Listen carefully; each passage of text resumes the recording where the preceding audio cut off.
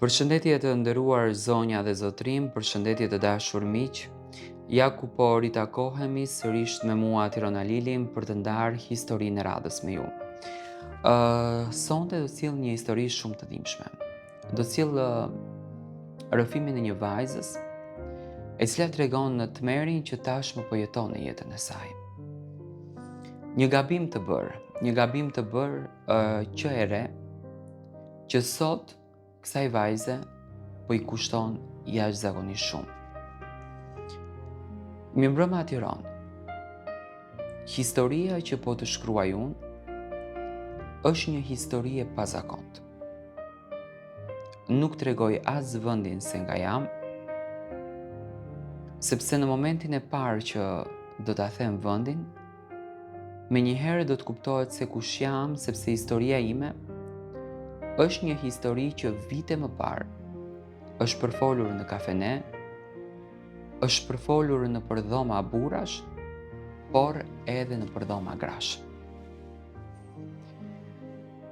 Të rritesh në një familje të varfër, por të shoqërohesh me njerëz të cilët janë idhujtar të paras, është gabimi më i madh që ti mund t'ja bësh vetes tënde.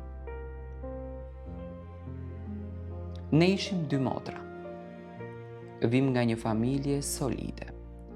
Nga një familje ku babai është munduar me gjak e me shpirt për të na siguruar një të ardhme të mirë, për të na siguruar gjërat e bukura.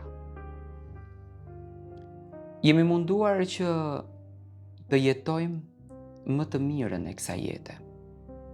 Motra ime ishte më me këmbë në tokë, ndërsa unë isha njëri me shumë ëndra. Isha njëri duke menduar vetëm sot për sot, dhe duke harruar të ardhmen e çmuar, duke harruar gjën më kryesore: respektin ndaj familjes dhe dashurinë ndaj motrës. Motra ime e madhe, kur u bë 18 vjeç për të hyrë 19, njohu një djalë i cili ishte jashtëzakonshëm. Një djalë i cili gëzonte një pasuri të mrekullueshme. Një djalë të cilin do ta donte çdo vajzë, do ta respektonte çdo vajzë dhe do ta admironte çdo vajzë. Ishte djali shembull që çdo grua e adhuronte.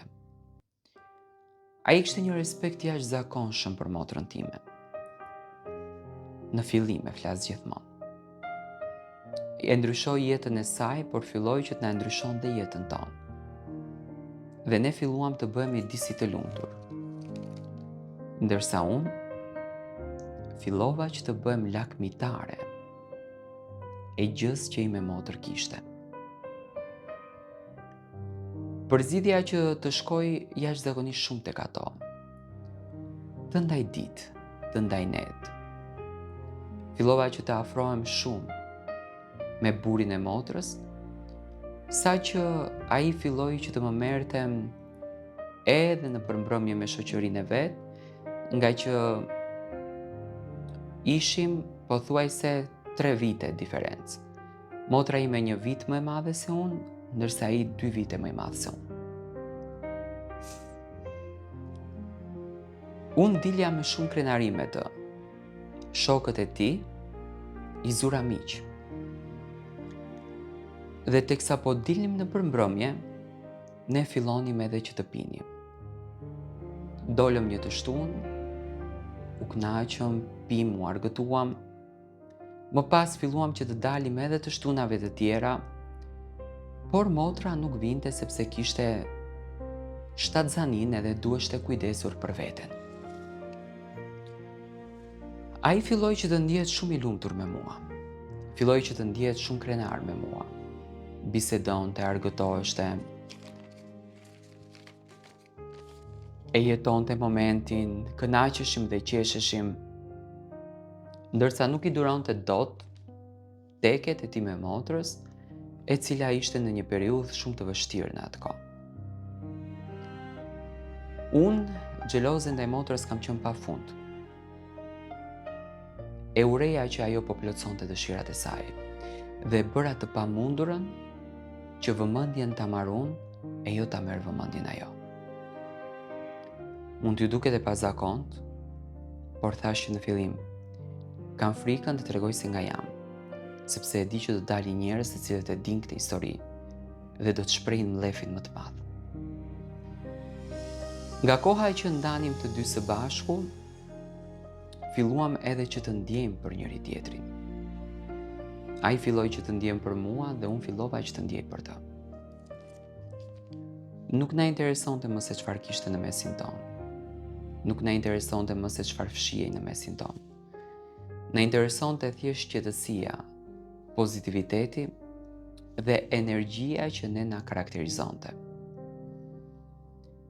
Filluam që të bëjmë edhe pushime jashtë vendit. Iknim në Turqi, iknim në Greqi, iknim në Itali, deri në ditën kur motra ime na zbuloi nëpërmjet pagesës së telefonit. Unë fillimisht nuk ja pranova të vërtetën, por dashuria që ai djalë kishte rënë në atë kohë me mua e bëri që ne të dy ta pranojmë të vërtetën edhe ta aratisemi. Ikëm gjasme sikur shumë të dashuruar. Familja e tij nuk është se i ndali të ardhurat të birit, por familja ime më zhdukën nga shtëpia për gjithmonë. U bën 4 vite në vendin ku ne jetojmë, por gjërat kanë ndryshuar. Jam në një siklet të tmerrshëm sepse kam zënë disa mesazhe ku burri im shkruan tashmë me një tjetër. Unë marrëdhënie me familjen nuk kam.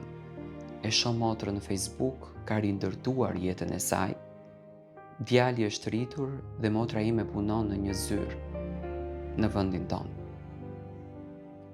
Ndërsa unë kam mbetur në një tmerr të madh të jetës që po e përjetoj dhe që nuk e besoja se do të më vinte. E keqja në familje na erdhi shumë shpejt, por ndoshta është mëkati që mua më zuri nga gabimi që bëra kundër drejt motrës time. Jam në një hall shumë të madh dhe kam nevojë për ju. Të bëj telefon tek baba im t'i kërkoj falje